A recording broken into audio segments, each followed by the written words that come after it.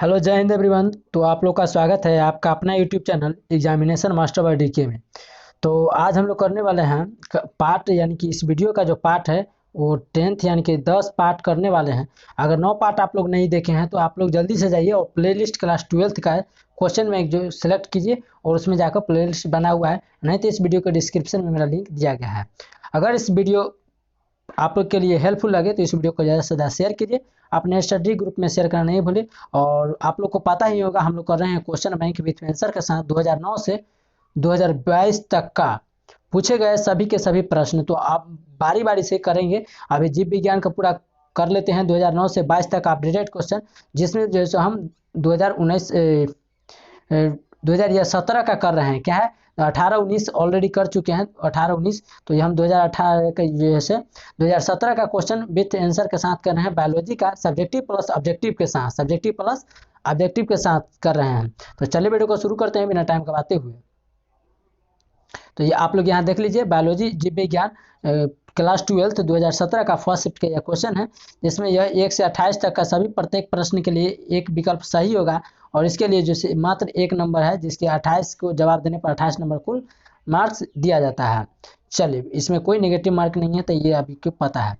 चलिए, तो question number first दिया गया है कि निम्न में से, तो आप लोग पूछ रहे हैं कि चैप्टर वाइज। तो चैप्टर वाइज देखिए, क्वेश्चन बैंक में या एग्जाम में जो क्वेश्चन पूछा गया है वही हूबहू क्वेश्चन इसमें क्वेश्चन बैंक में रहता है। तो वही क्वेश्चन बैंक हम लोग कर रहे हैं, आप लोग को करा रहे हैं कि काफ़ी हेल्पफुल होता है। आप लोग किसी से भी पूछ लीजिएगा, किसी भी बड़े भैया सीनियर से या दीदी से पूछ लीजिएगा कि वो क्वेश्चन बैंक किसी भी एग्जाम के लिए काफ़ी इंपॉर्टेंट हो जाता है, क्योंकि इसी तरह से हूबहू इसी तरह क्वेश्चन एग्जाम में रहने वाला है।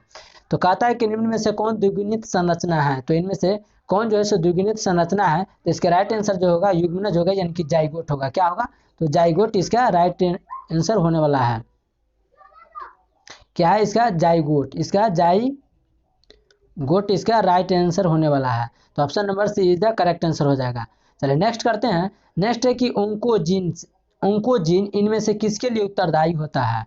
ओंकोजीन इनमें से किसके लिए उत्तरदायी होता है। तो क्वेश्चन नंबर 2 का जो राइट आंसर है वो कैंसर के लिए है। क्या है, तो कैंसर के लिए ओंकोजीन जो उत्तरदायी होता है। तो कैंसर होता कैसे है और कैंसर कहते किसको है। तो देखो, शरीर की कोशिकाओं में क्या है, शरीर की कोशिकाओं में लगातार वृद्धि होना, लगे शरीर की कोशिकाओं में लगातार वृद्धि होना क्या कहलाता है, अनियमित वृद्धि होना क्या कहलाता है, तो कैंसर कहलाता है।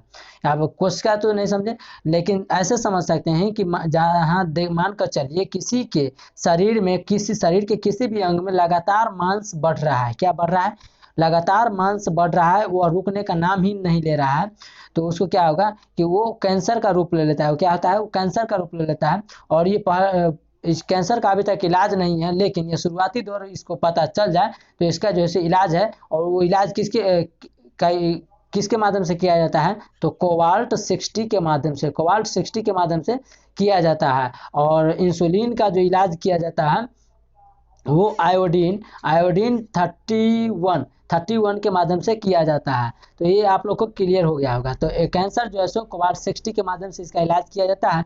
और जिस व्यक्ति का कैंसर के इलाज कोबाल्ट-60 का प्रयोग किया जाता है, उसका देखिएगा आप लोग को जो है सो क्या है, उसका जो है सो बाल झड़ने लगता है। आगे है कि एड्स किससे होता है। तो एड्स जो होता है HIV वायरस, यानी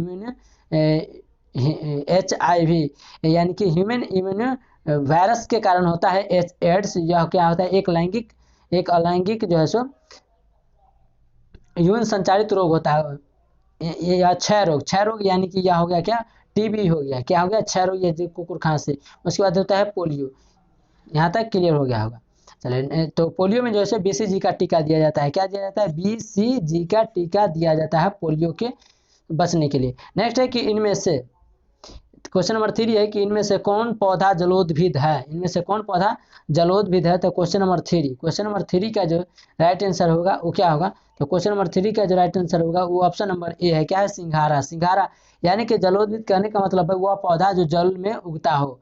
क्या है, जल में उगता है, उसी के क्या कहते हैं, जलोद्भिद कहते हैं। नागफनी नहीं हो सकता है, ये ऑलरेडी गलत है। उसके बाद शीशम, यानी कि जिसको शीशो बोलते हैं, ये भी गलत होगा।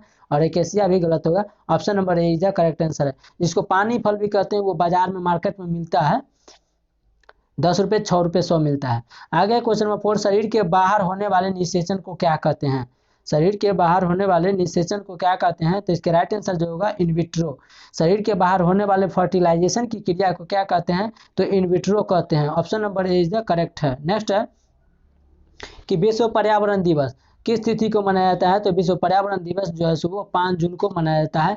यह क्वेश्चन नंबर 5 का right answer option number A is the correct है।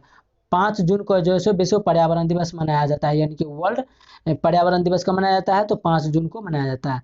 नेक्स्ट है सर्टोली कोशिकाएं पाई जाती है। सर्टोली कोशिकाएं शरीर के किस अंग में पाया जाता है? तो सर्टोली कोशिकाएं जो है so option number A is the correct है, यानी कि वृषण में पाया जाता है। सर्टोली कोशिका वृषण में पाया जाता है, और वृषण यह कि क्या है? तो यह कि मेल प्राइवेट पार्ट है। क्या है? एक मेल प्राइवेट पार्ट होता है। उसके गर्भाशय यह महिला का पार्ट है, यह अंडाशय महिला का पार्ट है, यह कीर्ति जो है विशुद्ध होता है। नेक्स्ट है कि ऑपेरन मॉडल क्या प्रदर्शित करता है? ऑपेरन मॉडल क्या प्रदर्शित करता है? तो क्वेश्चन नंबर 7 का जो राइट आंसर होगा ऑप्शन नंबर सी है। क्या है? जीन का रेगुलेशन। जीन का रेगुलेशन जो है सो ऑपेरन मॉडल प्रदर्शित करता है। तो क्वेश्चन पूछा जाएगा कि जीन किसके अंदर होता है? आरएनए या डीएनए, या इनमें से दोनों, या इनमें से कोई नहीं। तो जीन जो होता है वो डीएनए के अंदर पाया जाता है। कहाँ पाया जाता है? डीएनए के अंदर पाया जाता है। क्वेश्चन पूछा जाएगा कि डीएनए का फुल फॉर्म क्या है? तो डीऑक्सीराइबोज न्यूक्लिक एसिड होता है। डीऑक्सीराइबोज न्यूक्लिक एसिड होता है। उस वही तरह अगर आरएनए का फुल फॉर्म पूछ लिया जाए, आरएनए का फुल फॉर्म पूछ लिया जाए, तो आरएनए का फुल फॉर्म होता है राइबोज न्यूक्लिक एसिड होता है। तो ये आप लोग क्लियर। और एड्स का फुल फॉर्म होता है एक्वायर्ड इम्यूनो डिफेंसिव वायरस होता है। ये आप लोग याद रखिएगा। नेक्स्ट करते हैं क्वेश्चन नंबर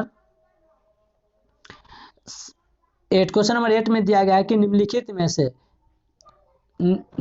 में से कौन जंतु उभयलिंगी नहीं है? तो इनमें से कौन सा जंतु जो है सो उभयलिंगी नहीं है? तो क्वेश्चन नंबर 8 का जो राइट आंसर होगा वो ऑप्शन नंबर सी है। क्या है? घरेलू मक्खी। घरेलू मक्खी जो है सो उभयलिंगी मक्खी नहीं है। नहीं तो बाकी फीता, कृमि, केचुआ ये सब क्या है? और जोंक ये उभयलिंगी है। तो केचुआ को जो है सो किसानों का मित्र कहते हैं। क्या कहते हैं? किसानों का मित्र जो है सो केचुआ को कहते हैं। किसानों का मित्र क्या कहते हैं? किसानों का मित्र केचुआ को कहते हैं। जोंक अलग होता है और केचुआ अलग होता है। केचुआ जिसको चेरा बोलते हैं वही होता है केचुआ। नेक्स्ट है क्वेश्चन नंबर 9 है कि इनमें से कौन नाइट्रोजीनस बेस डीएनए में नहीं होता है? इनमें से कौन सा जो है नाइट्रोजनस डीएनए में नहीं होता है? तो क्वेश्चन नंबर 9 का जो राइट आंसर है ऑप्शन नंबर बी है। क्या है? यूरेसिल। तो डीएनए में जो होता है नहीं होता है, यूरेसिल होता है, जबकि यूरेसिल की जगह पर थायमीन होता है। क्या होता है? थायमीन होता है। ये आप लोग को पता होगा, यूरेसिल की जगह पर थायमीन होता है, जबकि आरएनए में थायमीन की जगह पर क्या होता है? तो आरएनए में थायमीन की जगह पर यूरेसिल होता है। तो आप लोग को ये क्लियर हो गया होगा। चलिए नेक्स्ट है रेड डाटा बुक में सम्मिलित किया जाता है, यानी कि रेड डाटा बुक एक बुक का नाम है रेड डाटा बुक। इसमें क्या सम्मिलित किया जाता है? इसमें क्या लिखा हुआ रहता है? तो क्वेश्चन नंबर 10 का जो राइट आंसर है ऑप्शन नंबर डी है, इनमें से सभी। इनमें से सभी यानी कि विलुप्त हो रहे पौधों की सूची, विलुप्त हो रहा है जो दुनिया में वर्ल्ड में जो विलुप्त हो रहा है पौधा, वो प्रजाति उसका विलुप्त हो रहा है, समाप्त हो रहा है, उसकी डाटा इसमें रेड डाटा बुक में लिखा जाता है। दुर्लभ पौधों की सूची वो खतरे के निशान पर है, वो विलुप्त के कगार पर इसको लिखा जाता है। आपत्तिग्रस्त प्राणियों की सूची ये सभी के सभी क्या है? तो रेड डाटा बुक में लिखा जाता है, स्टोर करके रखा जाता है। तो रेड डाटा बुक से पता चल जाता है कि कौन से किसकी प्रजाति जो है विलुप्त हो गया है और विलुप्त के कगार पर है। नेक्स्ट है क्वेश्चन नंबर 11 की पुष्पासन खाया जाता है। तो पुष्पासन यानी कि फूल किसका खाया जाता है? किसका फूल खाया जाता है? कौन सा फूल का रूपांतरित भाग है? तो ऑप्शन ए में है शरीफा का, ऑप्शन बी में है सेब का, ऑप्शन सी में है नारंगी का, ऑप्शन डी में है इनमें से सभी का। तो इसका राइट आंसर क्या होगा क्वेश्चन नंबर 11 का? तो ऑप्शन नंबर बी है, सेब का पुष्पासन खाया जाता है। तो सेब जो है एक फूल का भाग है। क्या है? फूल का भाग है पुष्पासन, यानी कि इसको पुष्पासन खाया जाता है। तो option number B is the correct है। नेक्स्ट यहाँ करते हैं कि डीएनए इनमें से किसका आनुवंशिक पदार्थ है? डीएनए इनमें से किसका आनुवंशिक पदार्थ है? तो डीएनए का फुल फॉर्म बता दिए, और इसका मॉडल किसने दिया था? वाटसन एवं क्रिक ने दिया था। इसका सिद्धांत किसने दिया था? डीएनए का मॉडल किसने दिया था? तो वाटसन एवं क्रिक नामक वैज्ञानिक ने दिया था। नेक्स्ट है कि डीएनए में इसका आनुवंशिक पदार्थ क्या है? तो डीएनए में जो इसका आनुवंशिक पदार्थ है वो है ऑप्शन नंबर डी, यानी कि किसी का नहीं होता है। टीएमबी होता है, नहीं बैक्टीरियोफेज होता है, नहीं दोनों। इनमें से जो है ऑप्शन नंबर ये होगा। ये सब के सभी क्या होगा? तो ऑलरेडी यह गलत है। ठीक है, तो option number D is the correct है, किसी का नहीं इनमें से। नेक्स्ट है कि जनसंख्या अधिक होने से क्या हो सकता है? तो जनसंख्या मान के चलिए कोई भी परिवार में जनसंख्या अधिक हो जाए तो उसके जो कमा रहा है उसमें जो पैसा की कमी हो जाएगा। मान कर चलिए कोई 10,000 का महीना कमा रहा है और उसका 5 फैमिली है, 5 परिवार, उसके जनसंख्या में कुछ 5 परिवार में उसके 5 मेंबर है, खाने वाला तो कमाने वाला सिर्फ एक है, तो देखिएगा वो खाने में ही और उसको कपड़ा लत्ता और पढ़ाई लिखाई कहाँ से हो पाएगा, तो उसको आय में यानी कि पैसा में कमी आएगी, ज़मीन में भी कमी आएगा। मान के चलो उसका बच्चा बड़ा होगा तो पहले तो 2 परिवार था यानी कि हम 2 थे, यानी कि 2 परिवार था, तो क्या होता था कि उसके 2 एक ही रूम में अच्छा से एक रूम में किचन उचन होता तो दूसरा काम में खाना सो लेता रह के। लेकिन जब धीरे धीरे ही परिवार बड़ा होने लगेगा, बच्चा सब सयान होने लगेगा, तो उसके लिए क्या चाहिए, आवास चाहिए, रहने के लिए घर चाहिए। और घर तभी होगा जब जमीन, तो जमीन में जब घर बनेगा तो जो भी 1-2 कट्ठा जोत के लिए होगा उसमें भी घर बना दिया जाएगा, तो जमीन में भी कमी आएगा। उसके बाद खनिज पदार्थ की कमी होगी, क्या होगा, खनिज पदार्थ की कमी, वो बड़ा होगा, धीरे धीरे उसको भी तो चाहिए खनिज पदार्थों की आवश्यकता है, उसको भी तो खनिज पदार्थों की आवश्यकता होगा। मान के चलिए वो बड़ा होगा, बड़ा होकर क्या करेगा, उसको भी मान के चलिए कहीं पे जो है सो बिजली की आवश्यकता होगा, वो भी तो अंधेरा में नहीं रह सकता, उसके लिए भी बिजली चाहिए, तेल चाहिए, पेट्रोल चाहिए, डीजल चाहिए, वाहन चलाने के लिए भी चाहिए, ये सब क्या चाहिए, ये सभी की खपत होगा। तो option number D is the correct answer हो जाएगा। नेक्स्ट है कि एक्रोसोम इनमें से किसका संभाग है, एक्रोसोम इनमें से किसका संभाग है, तो क्वेश्चन नंबर 14 का जो राइट आंसर है वो ऑप्शन ए है, मानव शुक्राणु के सिर का, यानी कि मानव शुक्राणु के सिर इस टाइप का रहता है, मानव शुक्राणु के सिर का इस टाइप का रहता है। तो इस वाला भाग को क्या कहते हैं, एक्रोसोम कहते हैं, यानी कि स्पर्म में जो वो स्पर्म का जो ये रहता है टेल वाला पूंछ पिल्लू टाइप का रहता है, इसके अगला वाला भाग को क्या कहते हैं, एक्रोसोम कहते हैं। नेक्स्ट है कि इनमें से कौन जीवाणु जनित रोग यानी कुष्ठ रोग, क्षय रोग, हैजा और इनमें से सभी, इनमें से कौन सा रोग है जो जीवाणु से फैलने वाला रोग है, तो क्वेश्चन नंबर 15 का जो राइट आंसर करेंगे वो ऑप्शन नंबर क्या होगा, तो D is the correct answer हो जाएगा। क्या होगा, तो ऑप्शन नंबर डी, यानी कि इनमें से सभी के सभी जो है सो जीवाणु यानी कि बैक्टीरिया से फैलने वाला रोग है, कुष्ठ रोग, क्षय रोग या हैजा, ये सभी के सभी क्या है, तो जीवाणु से फैलने वाला रोग है। चलिए नेक्स्ट कर लेते हैं। अगर इस चैनल पर नए हैं तो चैनल को सब्सक्राइब करके, क्योंकि आप यूट्यूब पर जो आप लोग देखे होंगे अपडेट करने के बाद इस तरह का सब्सक्राइब बटन दिखेगा, तो अब अपडेट नहीं किए तो अपडेट कर लीजिएगा, और इस तरह का सब्सक्राइब बटन दिखेगा तो इस पर क्लिक करके एक लिस्ट इस टाइप का आएगा, इस तरह का लिस्ट आएगा, उसमें जो है सो सब्सक्राइब बटन पर दिखेगा और ऊपर दिखेगा ऑल का, ऊपर देखेगा ऑल पर, तो इस पर क्लिक कर लीजिएगा, क्योंकि आपके नोटिफिकेशन जब जब वीडियो आप लोग को मिलता जाए डाला जाए अपने चैनल पर, आपके अपना परिवार यूट्यूब चैनल पर, तो आपको वीडियो सही समय पर मिल जाए। और इस पर लाइक कर दीजिएगा एक, और कमेंट सेक्शन में जाते हुए इस पर कमेंट एक अच्छा सा कर दीजिएगा, और वीडियो को शेयर करना नहीं भूलिएगा, और इस पर जाके अपना स्टडी ग्रुप में व्हाट्सएप हो, अपने परिवार में हो, और 5-5 सब्सक्राइबर जैसे आपको सपोर्ट करना है, बढ़ाना है, क्योंकि आप लोग को मेरा ज़रूरत है और आप लोग को मेरा ज़रूरत है आप लोग को, तो आप लोग यही करना है, आप लोग को एक ही होमवर्क है कि आप लोग ज़्यादा से ज़्यादा अपने भैया हो, दीदी हो, चाचा हो, चाची हो, या मम्मी पापा हो, किसी का मोबाइल लीजिए और 5-5 सब्सक्राइबर आप लोग बढ़ाइए, और वीडियो को ज़्यादा से ज़्यादा शेयर कीजिए, सभी के जितना मोबाइल लीजिएगा वो सभी को व्हाट्सएप में स्टेटस में शेयर कीजिएगा, और अपने दोस्तों को इस चैनल के माध्यम से जोड़िएगा, बोलिएगा सब्सक्राइब करने के लिए। तो चलिए, और एग्जामिनेशन मास्टर बाय डी के इंस्टाग्राम और टेलीग्राम पर जुड़ जाइएगा, क्योंकि उस पर सारी अपडेट आपको प्रोवाइड कराया जाता है, इस पर आपको क्लास कराया जाएगा। नेक्स्ट है कि मनुष्य में गुणसूत्र की संख्या कितना होता है, तो मनुष्य में गुणसूत्र की संख्या कितना होता है, तो क्वेश्चन नंबर 16 का जो राइट आंसर है वो ऑप्शन नंबर बी है, क्या है, 44 प्लस XY होता है, क्या होता है, 44 प्लस XY होता है, यानी कि 2 जो होता है वो ऑटोसोम होता है। तो मनुष्य में क्वेश्चन पूछा जाए कि मनुष्य में गुणसूत्र, तो अधिकतर जो राइट आंसर मार देंगे वो क्या मार देंगे, तो 46 मार देंगे, सी मारेंगे नहीं तो डी मारेंगे। तो देखिए 46 यानी कि 2 ऑटोसोम होता है, 44 पल पूछ रहा है मनुष्य में, यानी कि पुरुष में पूछ रहा है, यहाँ पर क्लियर कर दिया गया है, क्लियर कर दिया है कि पुरुष में पूछ रहा है, तो पुरुष में क्या हुआ XY रहता है, जबकि महिला में पूछता है तो महिला में क्या होता है, तो महिला में हो जाता है 44XX, क्योंकि महिला में दोनों XX रहता है जबकि पुरुष में XY रहता है। तो क्वेश्चन पूछा जाएगा कि बच्चे का लिंग निर्धारण किससे होता है, तो पिता से होता है, किस होता है, पिता से होता है। लिंग निर्धारण करने का मतलब है कि वह बच्चा को कैसे पता चलेगा कि वो बच्चा लड़का है या लड़की है, तो पिता पर डिपेंड करता है, क्योंकि पिता के पास जो है XY क्रोमोसोम रहता है, और माता के पास जो रहता है सिर्फ एक्स एक्स ही रहता है, तो माता का दोनों में से कोई एक ही आएगा फर्टिलाइजेशन निषेचन की क्रिया के लिए, और पिता का जब एक्स आएगा तो ये क्या होगा, तो ऑलरेडी बेटी होगा। जब वहीं पर अगर देखा जाए तो इसको अगर माता से एक्स तो आएगा ही कोई ना कोई, और पिता से एक्स वाई आ जाता है, तो इसके पास जो ऑलरेडी एक्स वाई होगा तो ये क्या होगा, तो बेटा बनेगा, और ये जो है क्या ये बेटी बनेगी, क्या बनेगी, बेटी। तो इसीलिए लिंग का निर्धारण की लिंग मतलब होता है कि क्या वो नर बनेगी या मादा। नर मतलब होता है पुरुष और मादा मतलब होता है महिला। तो ऑप्शन नंबर जो है सो B is the correct answer होने वाला है, सॉरी सी होने वाला है। अब बी होने वाला है क्या है, 44XY। पुरुष यानी कि पुरुष के बारे में पूछ रहा है, जबकि महिला के बारे में पूछता है तो 44XX हो जाता है। तो आप लोग को आप इससे क्वेश्चन छूटने वाला नहीं है।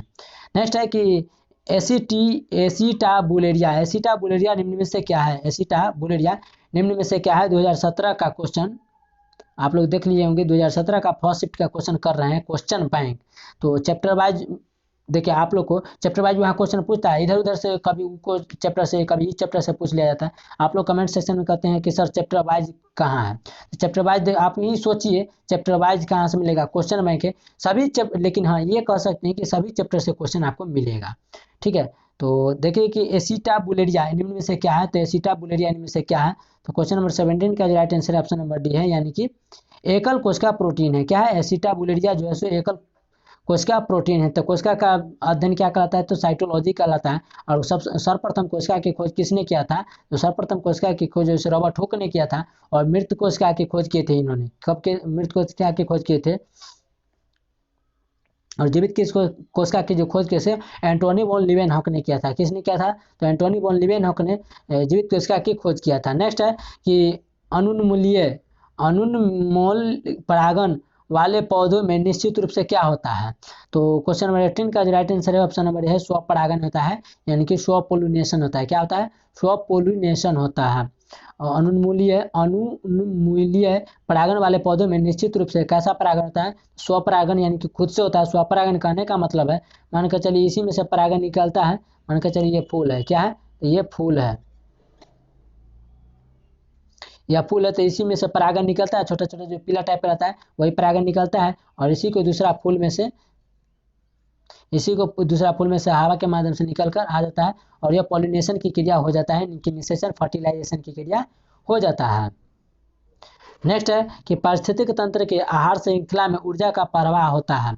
पारिस्थितिक तंत्र के आहार से देखिए ये चैप्टर 6 का शायद यह क्वेश्चन है कि पारिस्थितिक तंत्र के आहार श्रृंखला में ऊर्जा का प्रवाह होता है। तो क्वेश्चन नंबर 19 का जो राइट आंसर है ऑप्शन नंबर ए है, क्या है, एक दिशीय होता है। तो पारिस्थितिक तंत्र के आहार श्रृंखला में ऊर्जा का प्रवाह जो होता है एक दिशीय होता है। तो option number A is the correct answer हो जाएगा।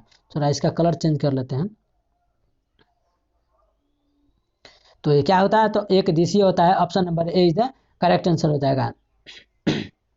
नेक्स्ट है इनमें से कौन सा रक्त समूह सार्वभौमिक रक्तदाता है। रक्तदाता एक होता है सर्वग्राही, क्या होता है, एक होता है सर्वग्राही ब्लड, क्या होता है, एक सर्वग्राही होता है, यानी कि सभी ब्लड ग्रुप, यानी कि ब्लड ग्रुप कितना होता है, 4 होता है, कितना होता है, 4 होता है। और एक होता है सर्वग्राही और एक होता है रक्तदाता, सार्वभौमिक रक्तदाता, क्या होता है, सार्वभौमिक। सार्वभौमिक मोबाइल पर पढ़ाने में काफ़ी दिक्कत होता है, लैपटॉप जो रहता है ना तो काफ़ी, लेकिन आप लोग सपोर्ट दिखाइएगा तो वो भी हो जाएगा, नहीं तो डिजिटल बोर्ड हो जाएगा। सर्वग्राही, सर्वग्राही मतलब ब्लड ग्रुप कितना होता है, तो ब्लड ग्रुप होता है ए बी और ओ होता है। ये ब्लड ग्रुप 4 होता है, आप लोग को पता ही होगा। ये ब्लड ग्रुप कितना होता है, तो 4 होता है। ये 4 ब्लड ग्रुप होता है, जिसमें से सर्वग्राही जो ब्लड ग्रुप होता है वो सर्वग्राही ब्लड ग्रुप कौन सा होता है, ब्लड ग्रुप ए होता है। क्या होता है, ब्लड ग्रुप ए होता है। जबकि सार्वभौमिक जो होता है ब्लड ग्रुप ओ होता है, क्या होता है, ब्लड ग्रुप ओ होता है। तो यहाँ पूछ रहा है कि सार्वभौमिक, सार्वभौमिक यानी कि दाता पूछ रहा है, किसका पूछ रहा है, तो सार्वभौमिक यानी कि दाता पूछ रहा है। तो ऑप्शन नंबर क्या है, ऑलरेडी ओ होने वाला है, ब्लड ग्रुप ओ होने वाला। तो क्वेश्चन नंबर 20 का ऑप्शन नंबर डी है। नेक्स्ट है कि एक संकरण क्रॉस का फिनोटोपिक अनुपात क्या है। एक संकरण यानी कि ग्रेगर जॉन मेंडल ने अपने एक संकरण क्रॉस कराया था, उसमें जो संकर को ही क्या कहते हैं, हाइब्रिड क्रॉस कहते हैं। तो हाइब्रिड क्रॉस में फिनोटोपिक अनुपात का उसका अनुपात क्या था, एक संकर में, द्विसंकर नहीं, यहाँ पर एक संकर दिख रहा है।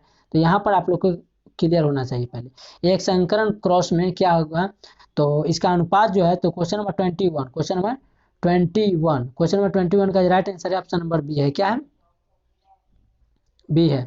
3:1 है, एक संकरण क्रॉस में, द्विसंकरण क्रॉस में पूछा जाए तो 9:3:1 होगा, या ऑप्शन नंबर 1:2:1 होगा। तो ये आप लोग कमेंट सेक्शन में बताइएगा कि एक संकरण के लिए तो 3:1 होगा, लेकिन द्विसंकरण क्रॉस के लिए अगर पूछा जाए, मान लीजिए पूछ लिया, तो क्या होगा इसका राइट आंसर। तो इसमें दिया गया सी में 9:3:3:1 और ऑप्शन ए में दिया गया 1:2:1। तो आप लोग कमेंट सेक्शन में बताइएगा।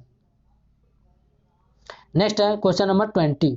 क्वेश्चन नंबर 22, गेंडा अभ्यारण्य कहाँ स्थित है। तो गेंडा अभ्यारण्य कहाँ स्थित है, तो गेंडा अभ्यारण्य जैसे ये असम में स्थित है। कहाँ स्थित है, तो देखते हैं कि अगला क्वेश्चन में दिया गया है, यहाँ है। तो गेंडा अभ्यारण्य किस राज्य में स्थित है, तो असम में स्थित है। इसकी राजधानी कहाँ है, तो असम की राजधानी कहाँ है, तो दिसपुर है। कहाँ है, तो असम की राजधानी जो है सो दिसपुर है। ठीक है। नेक्स्ट है कि डीएनए से आरएनए बनाने की क्रिया को क्या कहते हैं। डीएनए से आरएनए बनाने की क्रिया को क्या कहते हैं, यानी कि इस तरह डीएनए मान कर चलिए, यह क्या है, तो यह है डीएनए। क्या है, मान लीजिए यह डीएनए है, उसके बाद क्या है, तो यह आरएनए है। क्या है, आरएनए है, आरएनए है। इसके बाद क्या बनेगा, तो इसके बाद प्रोटीन बनेगा। क्या बनेगा, प्रोटीन बनेगा। तो डीएनए से डीएनए बनाना क्या कहलाता है, रेप्लिकेशन कहलाता है। क्या कहलाता है, रेप्लिकेशन कराता है। और डीएनए से डीएनए से आरएनए बनाना, क्या कहलाता है, तो डीएनए से आरएनए बनाना रेप्लिकेशन क्या कहलाता है। क्या कहलाता है, तो ये भी रेप्लिकेशन, यानी कि इसको कहते हैं रेप्लिकेशन, ये होगा, और ट्रांसलेशन ये हो गया, इसको ट्रांसलेशन कहते हैं, सॉरी, इसको ट्रांसलेशन कहते हैं। डीएनए से डीएनए बनाना रेप्लिकेशन कहलाता है, और डीएनए से आरएनए जब बनेगा तो ट्रांसलेशन कहलाता है। और आरएनए से जब प्रोटीन बनेगा तो ये कहलाता है ट्रांसक्रिप्शन कहलाता है। और जब यह आरएनए से डीएनए बनेगा तो रिवर्स ट्रांसलेशन कहलाता है। क्या कहलाता है, रिवर्स ट्रांसलेशन कहलाता है। तो यहाँ तक क्लियर हो गया होगा। तो क्वेश्चन पढ़ते हैं कि डीएनए से एमआरएनए बनाने की क्रिया को क्या कहते हैं, यानी कि डीएनए से एमआरएनए, यानी कि वही हो गया एमआरएनए, उसके बाद बनेगा, क्या बनेगा, प्रोटीन बनेगा। तो डीएनए से एमआरएनए बनाने की क्रिया को क्या कहते हैं। तो क्वेश्चन नंबर 23 का जो राइट आंसर होगा ऑप्शन नंबर ए होगा। क्या होगा, तो ऑप्शन नंबर ए ट्रांसक्रिप्शन कहलाता है। क्या कहलाता है, ट्रांसक्रिप्शन, यहाँ बता दिए ट्रांसक्रिप्शन। और इसी को आरएनए से अगर डीएनए बनाए तो रिवर्स मतलब उल्टा फिर बनने जा रहा है, तो रिवर्स ट्रांसक्रिप्शन। और यहाँ से जो बनेगा वो ट्रांसलेशन बनेगा। ये रेप्लिकेशन बनाए, रेप्लिकेट कर रहा है, यानी कि रेप्लिकेट यानी कि डुप्लीकेट डीएनए के डीएनए ही बना रहा है, तो ये रेप्लिकेशन कहलाएगा। और डीएनए से आरएनए बनेगा वो क्या कहलाएगा, ट्रांसक्रिप्शन कहलाएगा। और आरएनए से जब प्रोटीन बनेगा तो ये ट्रांसलेशन कहलाता है। क्या कहलाता है, ट्रांसलेशन कहलाता है। तो option number A is the correct answer हो जाएगा कि इसका क्वेश्चन नंबर 23 का। नेक्स्ट है कि WHO के द्वारा ध्वनि प्रदूषण कौन सा मानक है, यानी कि WHO एक संस्था है जिसका फुल फॉर्म होता है वर्ल्ड हेल्थ ऑर्गेनाइजेशन। डब्ल्यू से होता है वर्ल्ड मतलब विश्व, और हेल्थ मतलब होता है स्वास्थ्य, यानी कि एच से होता है हेल्थ, ओ से होता है ऑर्गेनाइजेशन, यानी कि डब्ल्यू मतलब होता है वर्ल्ड यानी कि विश्व, हेल्थ मतलब स्वास्थ्य, ओ मतलब संगठन, यानी कि विश्व स्वास्थ्य संगठन के द्वारा ध्वनि प्रदूषण को कौन सा मानक सही है, यानी कि यह जो है संगठन कितने उच्च डेसिबल वाले ध्वनि को, कितने हाई लाउड स्पीकर को ध्वनि प्रदूषण मानता है, तो 20 से 30 डेसिबल वाला को। तो ऑप्शन नंबर क्वेश्चन नंबर 24 का जो राइट आंसर है 20 से 30 डेसिबल वाले को क्या मानता है, तो ध्वनि प्रदूषण मान लेता है। इससे ज़्यादा वाला को ध्वनि प्रदूषण मान लेता है। नेक्स्ट है कि मलेरिया रोग उत्पन्न होता है। तो मलेरिया रोग किसके लिए उत्पन्न होता है, तो मलेरिया रोग किसके काटने से होता है, तो ऑप्शन नंबर बी है मादा एनोफिलीज मच्छर के। मादा एनोफिलीज देखिए यहाँ पर नन एनोफिलीज भी दे देगा, लेकिन यहाँ पर मादा एनोफिलीज दिया है क्योंकि नर जो है सो, नर मतलब होता है पुरुष, वो कभी क्षति उतना नहीं पहुंचाता है, जबकि महिला जो है सो महिला मौ से मादा और मौ से महिला। तो साइंटिफिक भाग में अगर देखा जाए, साइंस के लैंग्वेज में देखा जाए, बायोलॉजी के लैंग्वेज, तो मादा कहते हैं उसको, महिला को जिसको स्त्री कहते हैं। तो मादा एनोफिलीज मच्छर के काटने से होता है वो मलेरिया रोग उत्पन्न हो जाता है। नेक्स्ट करते हैं क्वेश्चन नंबर 26 की किस गैर फलों या पौधों के जड़ पिंड में जैविक खाद मौजूद होता है। किस गैर फलों या पौधों के जड़ पिंड में जैविक खाद मौजूद होता है, जैविक खाद प्राकृतिक खाद मौजूद होता है।